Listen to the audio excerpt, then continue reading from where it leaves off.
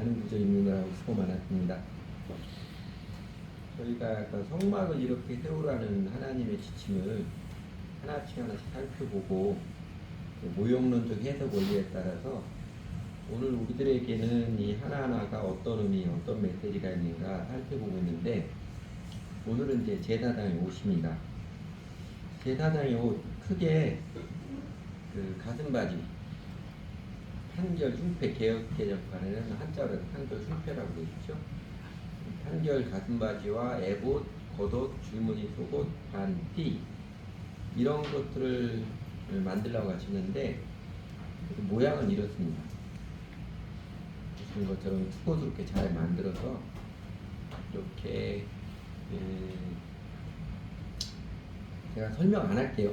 그냥 쭉 봐서 일일이 설명할 필요가 굳이 없을 것 같습니다. 모양은 이렇게 생겼고요. 특별히 요 판결 가슴바지는 이렇게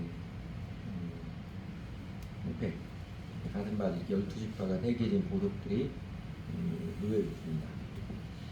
이 중에서도 이게 제사장이다 이게 나타나는 대표적인 게 두 가지인데, 에봇하고 그 다음에 이제 판결 가슴바지입니다. 에봇은 저기 보신 것처럼 파란색은 겉옷이고요. 그 안에 이제 청색질, 흰색질, 자주색질 꼬여서 만든 앞치마 같이 생긴 거기다 그 위에다 판결 가슴바지 붙인 것이죠. 에봇과 판결 가슴바지가 대표적인 두 가지입니다. 오늘 말씀에도 5절부터 43절까지 만들려고 하는데, 대부분은 에봇과 판결 가슴바지를 이렇게 만들어 구체적으로 설명한 것이고, 나머지는 몇 줄 안 되지요. 39절에도 몇 줄 안 됩니다. 대부분이 이 두 개에 대한 설명입니다. 에봇은 제사장님을 상징하는 특별한 가운, 모양은 앞치마 같은 옷입니다. 그리고 이제 특별히 판결 가슴바지 안에 우림과 둠밈이 있다고 그랬는데, 우림과 둠밈 구약 성경에 종종 나오지요. 몇 번 나옵니다. 이 우림과 둠밈에 대해서 설명이 그렇게 많지 않은데, 가장 널리 알려진 설명은요, 우림은 빛을 의미하는 히브리어 오르에서 거기서 파생되어 온 단어이고, 둠밈은 완전하다를 의미하는 타맘, 히브리어 타맘이라고 합니다. 거기에서 온 것으로 해석합니다. 이게 제일 보편적으로 받아들이는 해석하는 것입니다.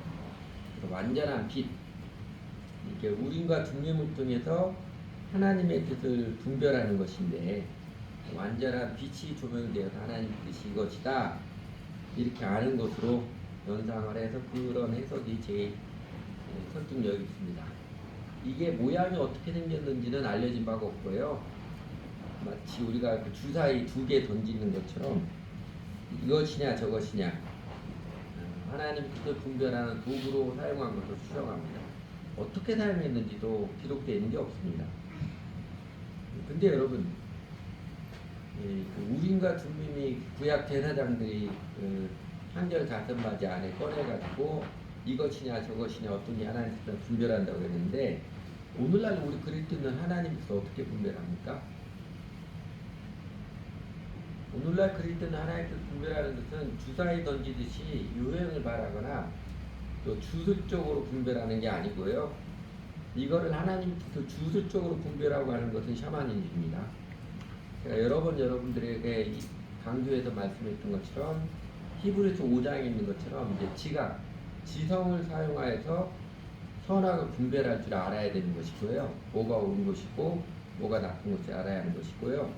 또 그렇게 지성을 사용해서 선악을 잘 분별하려면 이 세대를 본받지 않고 마음을 새롭게 하라는 로마서 12장 2절 말씀에 따라서 내 가치관이 세상 가치관에 붙고 올바른 성경적 가치관이 반듯하게 세워져야 됩니다.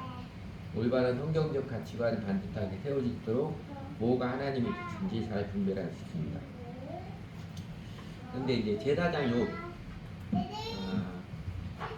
이것들을 어떻게 만드느냐, 또 각각이 어떻게 생겼느냐 세세히 알아보는 것은 사실 지금 우리들에게는 별 의미가 없습니다. 단지 이 제사장의 복장이 당대의 사람들이 보편적으로 입는 옷과는 확실하게 구분되어서 눈에 확 띄는, 그래서 영화롭게 보이도록 했던 것처럼 충분히 있어 보이는 모양이었을 것이고, 그리고 우리가 읽기도 조금 읽기가 복잡한 것처럼 꽤 정성을 들여서 만들어야만 가능한 옷이었으면 틀림없는 것입니다. 가볍게 여기지 말라. 제사장은 엄청나게 중요한 일을 하는 사람이라는 메시지를, 옷이죠, 외형적으로도 묵직하게 증거하는 모습이었을 것입니다. 그리고 이제 오용론적 해석에 따라서 이 제사장과 제사장의 옷은 단연 영원한 대제사장이신 예수 그리스도에 대한 모형입니다. 상징이고요. 그리고 이것은 더 나아가서 주 예수님을 믿어서 죄가 다 용서받은 그 은혜의 구원을 받은 모든 신자가 곧 제사장임을 가르쳐줍니다. 그래서 우선 우리가 기억하고 확인할 것은요, 구약의 제사장 모형은 목사가 아니라 예수 그리스도를 주님으로 믿은 신자를 가리키는 말입니다. 제사장 모형은 목사가 아니라 예수 그리스도 주님을 믿은 신자들입니다. 만인 제사장주의라고 그러죠. 또는 요새는 전신자 제사장주의라고 그러는데 의미는 큰 차이는 없습니다. 그러니까 기독교 신학에 대해서 왜곡되었던 것들을 종교개혁이 바로잡은 중요한 개념 중에 하나이지요. 종교개혁의 3대 개치가 오직 성경, 오직 믿음, 그리고 만인 제사장주의, 이렇게 세 가지였습니다. 그 만인 제사장주의는 예수님께서 십자가에 운명하셨을 때 그 지성소를 가로막고 있었던 휘장이 위로부터 아래로 쭉 갈라졌듯이, 이제는 예수 그리스도의 그 보혈의 공로를 입어서 주 예수님을 믿는 자는 누구나 언제든지 지성소 하나님 앞에 나아갈 수 있게 되었다는 진리를 말합니다. 모든 사람이죠. 예수를 믿는 모든 사람이 제사장입니다. 이것을 가르치고 있습니다. 그 의미를 히브리서 10장 19절에서 22절에서 아주 잘 가르쳐 주었습니다. 그러므로 형제들아, 우리가 예수의 피를 힘입어 성소에 들어갈 담력 얻었나니, 우리 스스로는 절대로 못 들어갑니다. 우리 스스로 들어갔다면 죽음인데, 예수님의 십자가의 희생의 피의 은혜를 입어서 이제는 하나님의 존재 앞에 나아갈 수 있는 길이 활짝 열려서 이제는 쫄지 않고 하나님 앞에 나아갈 수 있게 되었으니, 그 길은 우리를 위하여 휘장 가운데로 열어놓으신 새로운 살 길이요, 휘장은 그의 육체니라. 지성소 휘장이 갈라지는 것처럼 예수님의 몸이, 예수님의 신체가 희생제물로 드려지는 것처럼 그것으로도 만들어 오신 하나님께 나온 새로운 살 길이고요. 그리고 22절 또 하나님의 집 다스리는 큰 제사장이 계심에, 하나님의 집 다스리시는 하나님의 나라를 다는 큰 제사장 예수 그리스도시죠. 예수님이 계심에 우리가 마음의 뿌림을 받아 악한 양심으로부터 벗어나고 양심의 찔림을 받아 죄인됨을 깨닫고 이제는 벗어나서 몸은 맑은 물로 씻음을 받았으니 그 다음에 중요한 것, 참마음과 온전한 믿음을 하나님께 나아가자. 예수님의 그 보혈의 은혜로 말미암아 십자가의 은혜로 우리 하나님께 직접 나아갈 수 있는 길이 활짝 열렸으니까, 우리가 이제는 예수를 주님으로 믿는 참마음과 온전한 믿음으로 하나님께 나아가자는 것입니다. 참마음, 진정성을 말하죠. 잔머리 굴리지 않는, 신앙생활하는데 잔머리 굴리지 않고 진정성을 말하는 것이고, 온전한 믿음은 모호하거나 부분적인 게 아니라 예수 그리스도를 나의 주님으로 믿는 믿음을 말합니다. 예수님이 나의 주님이십니다. 나의 온전한 믿음이고, 하나님께 나아가자는 거예요.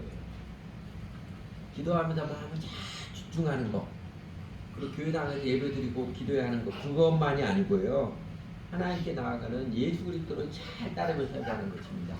우리 생활 전체가 예수 그리스도를 잘 따르며 살아가는 게 하나님께 나아가는 것입니다. 그래도 사도 베드로도 이 진리를 아주 자연스럽게 명확히 증거했죠. 보통 만인 제사장주의 근거로 삼는 첫 번째 근거로 삼는 구절인데, 베드로전서 2장 9절에 그러지요.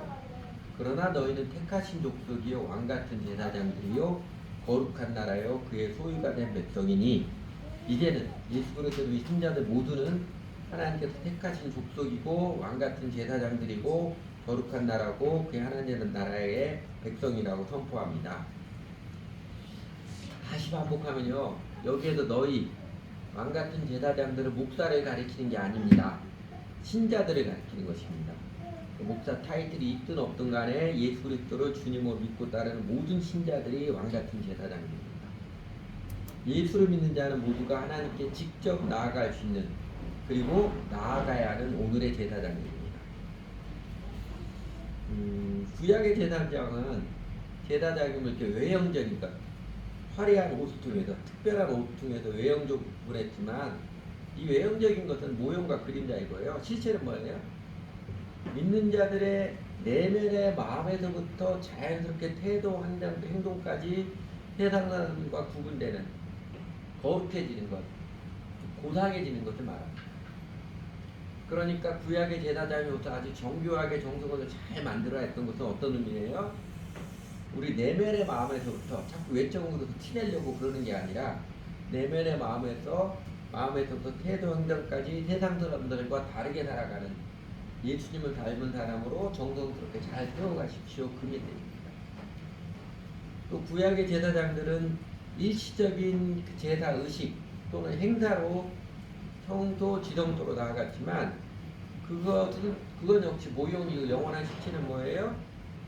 사실은 우리의 일상생활 전체가 하나님께 나아가는 생활, 곧 우리 주 예수님을 배우고 따르는 생활을 말합니다.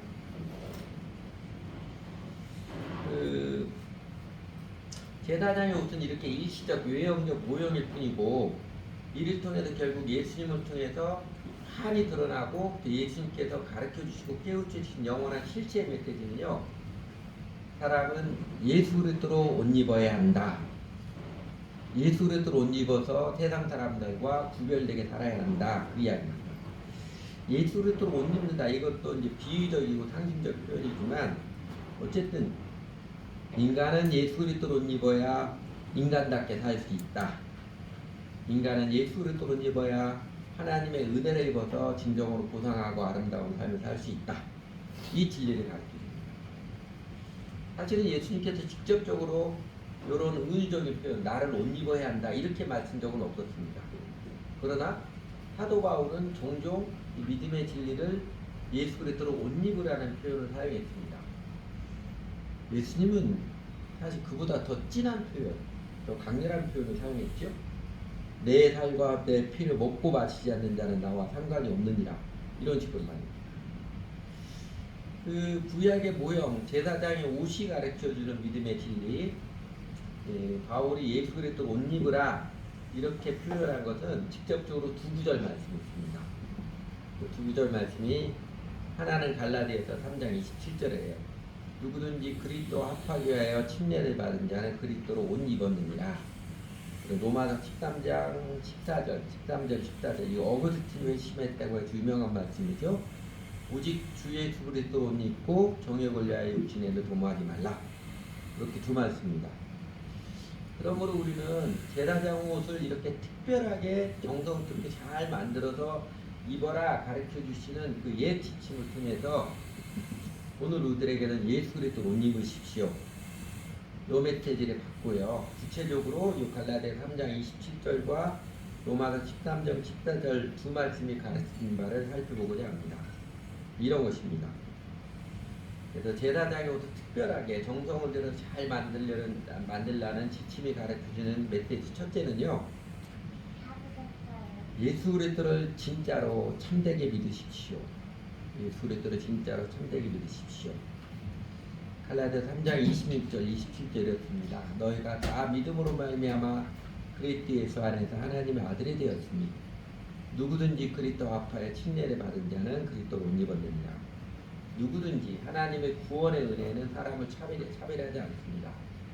누구에게나 열려져 있는 생명의 문입니다. 그리고 그리스도 합하여 침례를 받은 자, 이게 예수를 믿는 실체지요. 그리스도와 온전히 하나 된 예수 그리스도께 내 인생을 전적으로 의탁하고 헌신하는 것을 말합니다. 그래서 그 헌신의 마음을, 이제는 저는 예수님의 것입니다. 예수님 나의 주님이시고 저는 예수님을 위하여 예수님을 따르며 배움을 따르며 사는 사람입니다. 그 헌신의 마음을 물속에 들어갔다 나오는, 죽었다가 살아가는 침례로 고백하는 것입니다. 우리 잘 아는, 많이 암송하거든 로마서 6장 23절 대표적인 한 구절로 요약해 준 복음이지요. 죄 삭은 사망이요 하나님의 은사는 그리스도 예수 우리 주 안에 있는 영생이니라. 한 구절로 요약해준 복음인데, 세상의 모든 사람은 사망의 길을 가다가 심판의 운명을 맞이하느냐, 아니면 영생의 길을 살다가 영생 복락의 운명을 누리느냐, 딱 둘로 구분됩니다.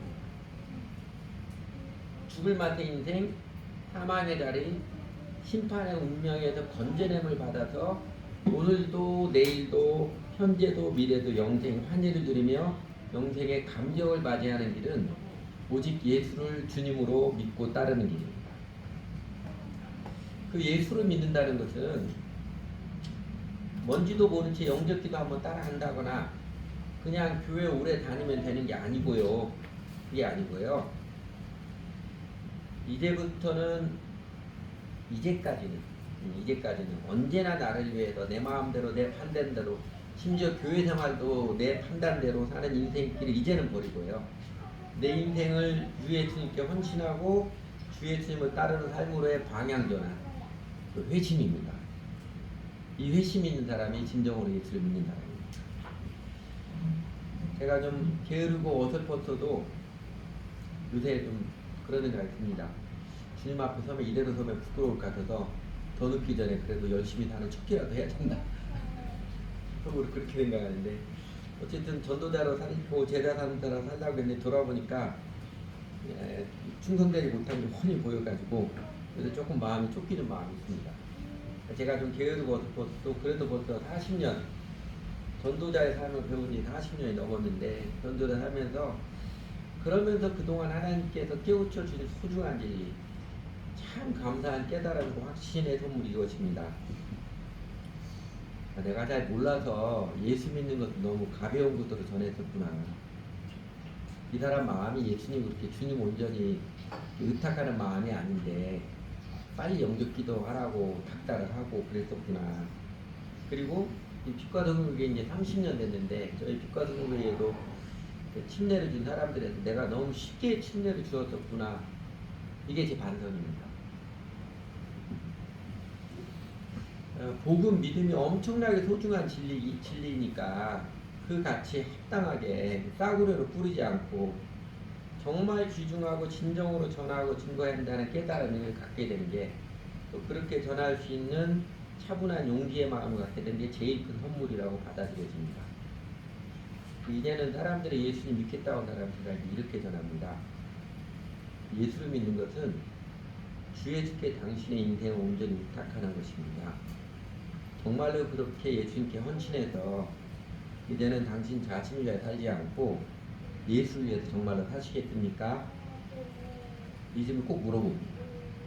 그리고 이 진리를 진정한 사랑으로 증거하고자 합니다. 조금 더 구체적으로, 여러분 다 아는 그 베트남에 처음 예수님 믿겠다고 할 때 제가 3번을 다시 생각해봐라 하고 나중에 예수님 믿는다고 할 때 제가 그랬습니다. 네가 지금까지는 교회를 오고 싶으면 오고 안 오고 싶으면 안 오고로 되었는데, 이제부터 네가 예수를 주님으로 믿으면 네가 해야 될 게 있다. 주일날 예배, 천재지변이 일어나지 않는 한 늦지 말고 빠지면 안 된다.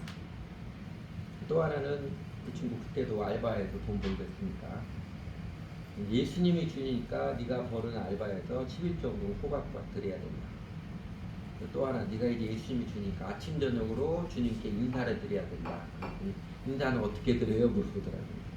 아침 저녁으로 주님은 예수님이 딱 앞에 계시다 생각하고 시간은 많지 않아도 되니까 네가 하고 싶은 이야기 해라. 그게 기도다. 그리고 예수님의 말씀은 예수님 아마 성경을 통해서 아니까 이제는 꾸준히 아침 저녁 성경을 기도하라. 그렇게 하겠냐고 했더니 하겠다고 그러더라고요. 그래서 결심 기도를 했습니다. 그렇게 예수님을 자기가 명확히 믿으니까 이제는 제가 가르쳐주지 않아도 마구 전도를 하고 다니고요. 지금도 신앙생활 열심히 합니다. 그리고 하나님께서 니를 긍휼히 주셔서 지금은 외국인들 한국에서 취업 비자 받아서 직장 생활하기 참 어렵거든요. 근데 취업 비자를 주는 직장에서 인정을 받으면 직장 생활 잘하고 있습니다. 이거는 전에 요새는 제가 살살 베트남으로 돌아가라고 찌르고 있는데 너희 민족의 구원을 위해서 너희 나라 백성들의 복음전을 치러볼 때 그런 대답 안 해. 아직 그런 말이 아니라 한국에 아직도 살고 싶은 거예요. 그래서 요새 제가 학교 청년들에게 지난번에 그 주고했던 간증했던 오 형제의 경우도 성경 공부 1월 달부터 시작해서 2월 달에 처음으로 이제 가르쳐 줬어요. 예수를 믿는 것은 다 이런 거다. 네가 내 인생에 있을 온전히 부탁하는 거고, 네가 지금까지 장차 수학 교수가 되려고 했는데 수학 교수가 된다면 네가 연구와 공부하는 걸 통해서 하나님 사랑하고 이웃 사랑하고 기여하는 삶을 살고자 하는 것이다. 예수님께 온전히 인생을 의탁하고 살아가는 것이다. 이거를 생각해봐. 그렇게 살 것인지. 5월달 되니까 이 친구가 목사님 저 예수님 믿겠습니다. 그리고 그 친구가 전도해서 지금 또 다른 친구 이제 성경을 공부하고 있는데 그 친구도 지지난주에 처음으로 이야기했어요. 성경 공부하고. 근데 예수를 믿는 걸 그냥 교회 다니고 이러는 게 아니고 우리가 이제는 예수를 위해 사는 삶으로 인생의 방향을 바꾸는 것이다. 그렇게 예수를 믿고 살 것인지 계속 교회 다니면서 나는 성경 공부하면서 이야기하면서 해보자. 그때 웃으면서 이제 물어봅니다. 네, 정말로 너 자신 위해 살지 않고 예수님 위해 살래? 웃으면서 물어보면 속으로는 고민 많이 하겠지요. 그런데 그렇게 예수 믿는 실체를 명확히 알고 정말 소중한 것을 알고 계시면요, 하나님이 그에게 함께 하셔서 생명의 환희를 고백을 하고 확실히 달라지게 살아갑니다. 다르게 살아가요. 오늘날 대한민국 교회가 세속화된 문제는요, 교회 다니는 사람이 예수 믿는 믿음이 명확하지 않아요. 그냥 교회 오래 다녔으니까 대충 교회를 일요일날 예배 드리면 예수 믿는 것 좀 잘못 생각합니다. 아니에요. 요 회심은 한번 분명히 있어야 돼요. 제가 제 인생을 예수 믿는 건 때로 좀 힘들고 어렵고 그러더라도 예수님에 살겠습니다. 인생을 헌신하는 그 회심은 분명히 있어야 됩니다. 로마서 14장 7절 8절에서 바울이 로마에 있는 교회들에게 아주 자연스럽게 지극히 당연히 자연스럽게 이야기는 이것이지요. 우리 중에 누구든지 자기를 위하여 사는 자가 없고 자기를 위하여 죽는 자도 없도다. 우리가 살아도 주를 위하여 살고 죽어도 주를 위하여 죽나니 그러므로 사나 죽으나 우리가 주의 것이로다. 아주 자연스럽게 바울이 말하는 게 우리 믿는 자들은 다 예수를 위하여 죽고 사는 사람들 아니에요? 그 이야기잖아요. 그랬듯이 예수를 믿는 자는 예수 하나 되어서 예수님께 헌신한 인생 예수를 위해서 합니다. 그래야 구원을 받는 사람입니다. 그럼 여러분 솔직히 여러분이 아시는 참되게 주님을 믿는 사람 맞아요? 교회 아무리 오래 다녔어요. 그렇게 예수님을 믿고 주님을 따르면 살 것인지 인격적 회심이 없으면 아직 구원 보장 못합니다. 그래도 교회 다니는 짬빨이 얼마인데 교회 다니니까 그래도 믿는 거겠지. 스스로 아니하며 살면 영생 천국 보장 못합니다. 두 번째로 제사장의 옷을 통해서 그리스도 예수로 옷 입으십시오. 이 메시지가 가르치는 구체적인 두 번째 메시지는 로마서 13장 14절 말씀에 있는 것처럼 나저와 같이 단정행하고 방탕하거나 술 취하지 말며 음란하거나 호색하지 말며 다투거나 시기하지 말고 오직 주 예수 그리스도로 옷 입고 정욕을 위하여 육신애를 도모하지 말라. 어떤 메시지예요? 여기서는 주 예수 그리스도 옷 입으라는 메시지가 이 말씀을 주는 메시지는 죄짓지 말고 정욕, 육신의 목매에 살아가는 동물처럼 살지 말고 예수의 옷을 입은 사람처럼 예수님처럼 살아가십시오. 그 말씀이지요. 제가 제 동생 있는 강원도 하천에 가려면 춘천역에 있던 하천으로 들어가다 보면 왼쪽에 고려 개국공신인 신순경 장군의 사당 편말이 있습니다. 그 사당을 아직 한 번도 안 가봤어요. 근데 가면서 매번 그 편말만 봅니다. 여러분 신순경 장군 많이 아시는 것처럼 그 전원의 군사에 쫓겨가지고 왕건이 포위당해 죽게 생겼을 때 자신이 왕건의 옷을 갈아입죠. 왕건의 옷을 입고 자기가 왕건처럼 해가다가 그러다 왕건을 대신해서 죽음을 당했습니다. 그 희생을 기리는 사당이 아직까지 있는 것이죠.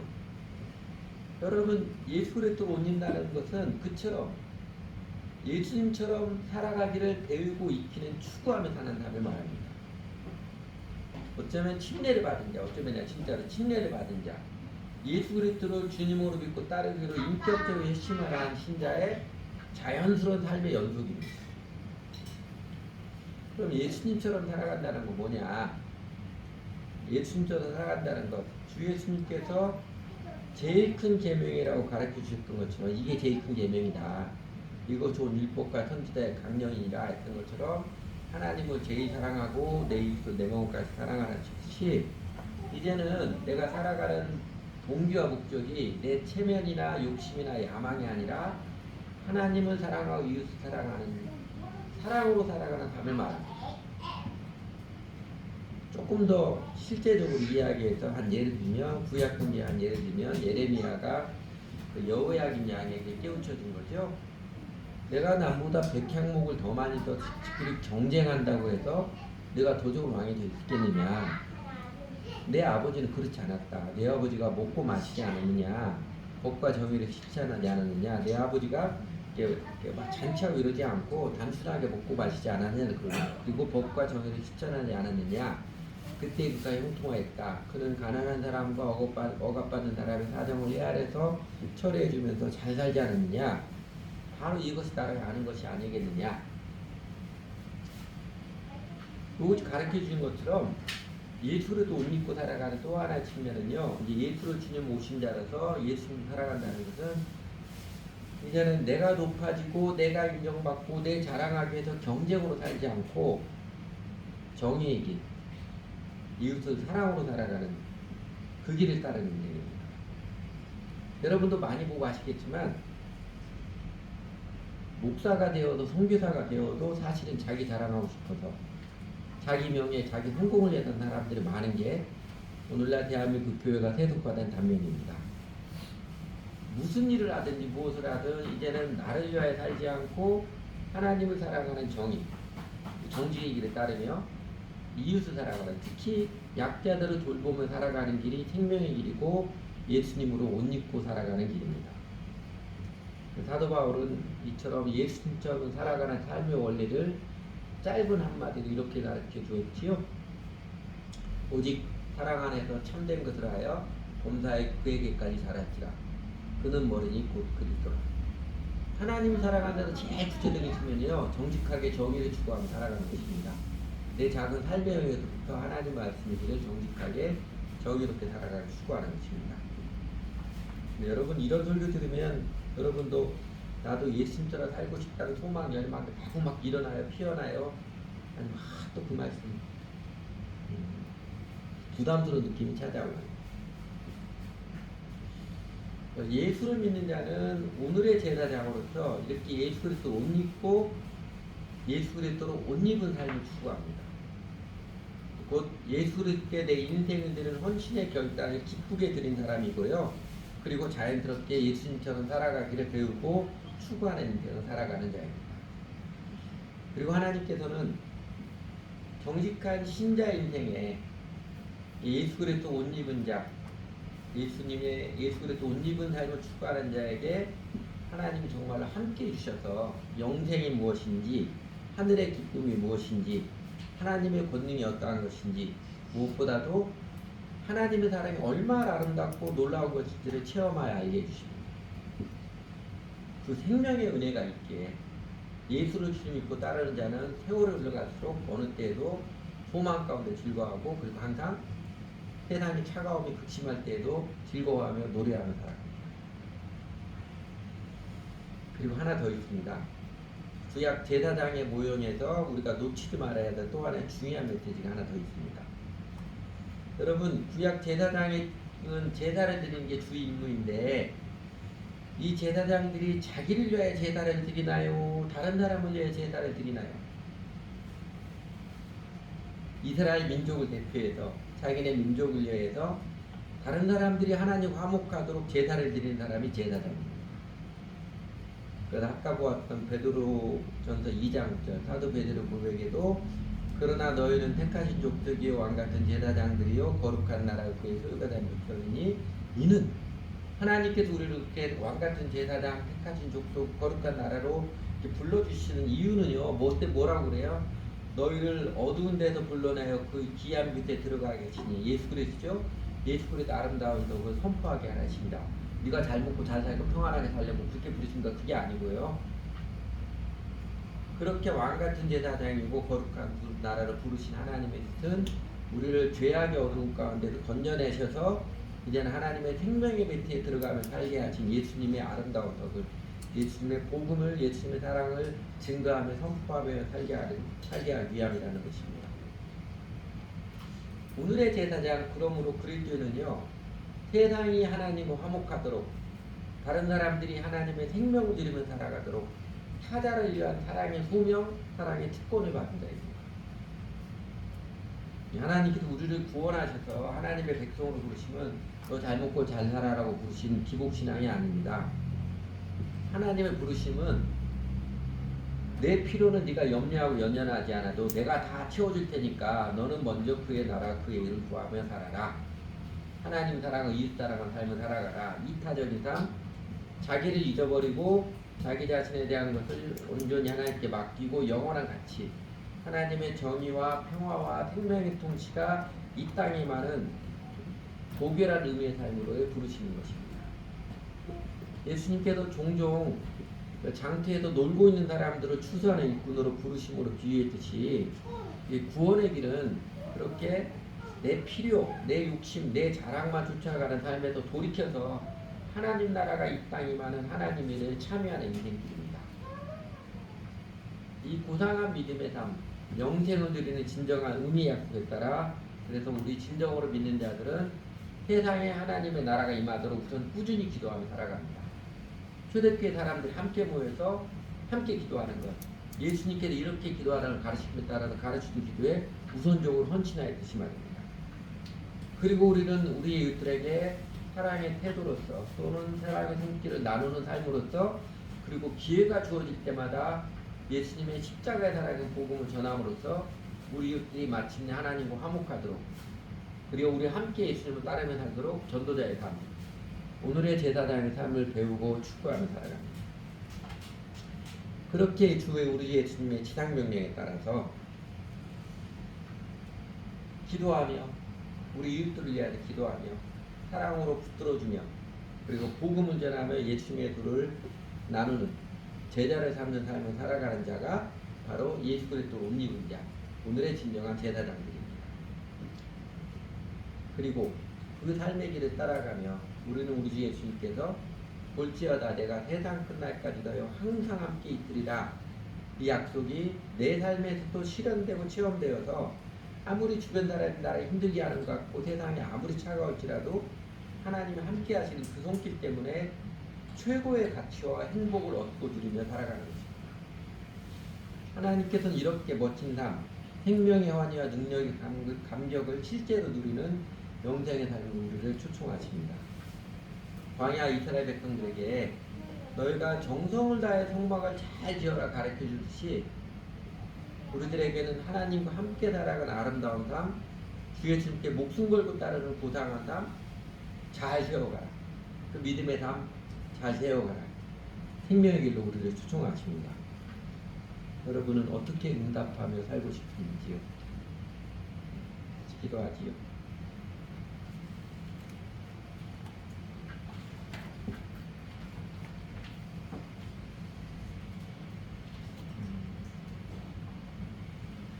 좋으신 아버지 하나님, 제단의 옷을 정교하게 정성스럽게 만들어라라는 그 지침을 통해서 오늘 저희들에게도 어떠한 믿음의 삶을, 사랑의 삶을 살아야 되는지 교훈해 주셔서 감사드립니다. 무엇보다도 저희가 그 외형적 것에 치우치지 않고 이제는 참된 삶을 기쁘게 살아가도록 예수님이 영원한 대제사장이 되어주셔서 친히 십자가에 달려 죽으시는 단번에 영속적인 효력이 있는 희생제물이 되어주셔서 예수 믿는 저희들에게 하나님께 함께 사는 복을 약속해 주시고 실제로 예수님 믿고 따르며 살아가면서 그 복을 점점점 실제적으로 체험하게 알게 해주셔서 감사드립니다. 예수 그리스도를 옷 입는 정직한 믿음, 예수님을 따르는 삶이 생명이고 기쁨이고 능력임을 저희들의 작은 믿음의 삶을 통해서도 점점점 알아가게 해주셔서 감사를 드립니다. 하나님, 아무런 목적도 소망도 없이 그냥 내 편한 것, 내 욕심 위에 살아가던 저희들이었는데 저희도 불러주셔서 예수를 주님으로 믿고 따르는 오늘의 제사장을 삼아주셔서 세상에 하나님 나라가 임하는 영광스러운 하나님 일에 저희들을 참여토록 이끌어주셔서 감사를 드립니다. 저희들의 예수를 믿는 복음, 그 믿음, 지극히 거룩한 믿음이 무엇인지 참되게 깨우쳐주고 확신케 해주셔서 저희가 그냥 얄팍하게 교회 다니고 우리 필요를 위해서 하나님을 이용하려고 하는 종교의 모습이 아니라 복음 믿음을 존귀 여기며 또 그렇게 전하며 살도록 인도해 주셔서 깨우쳐 주셔서 감사를 드립니다. 여전히 저희가 돌아보기에는 부족하고 아쉬움이 많지만 그래도 정직하게 복음을 전하고 따르며 살고자 하는 그 믿음의 길에 부활하신 예수께서 정말 함께해 주신 무엇인지 저희에게도 체험케 해주셔서 저에게 믿음을 더하여 주셔서 감사를 드립니다. 하나님 아버지, 그럼에도 여전히 쉽게 생각하고 하나님 믿는 신앙에 대해서는 그냥 생각하지 않고 편하게 하려고 하는 저희들의 얄팍함들을 어리석음을 용서해 주시기 원합니다. 하나님과 관계도 당장 이게 돈이 되지 않는다고 내 생각, 내 판단 우선하고 신앙생활도 그냥 편하고 쉽게만 하려고 내 마음대로 대충 하려는 저희들이 참 미련함을 하나님 용서해 주십시오. 더욱이 예수님께서 그리스도 주님이신데 그 예수님을 존귀 여기지 않으면서도 그래도 구원은 받았겠다니 착각하는 이 무서운 어리석음으로부터 저희를 건져주시고 깨우쳐주시기 원합니다. 하나님, 그래서 주님 더 명확하게 깨우쳐주시고 성령님께서 저희들의 마음을 감동해 주셔서 이제는 복음을 복음답게 전하지 못했던 정말 복음을 소중하게 여기며 존귀하게 전하지 못했던 오류들을 극복할 수 있도록 도와주십시오.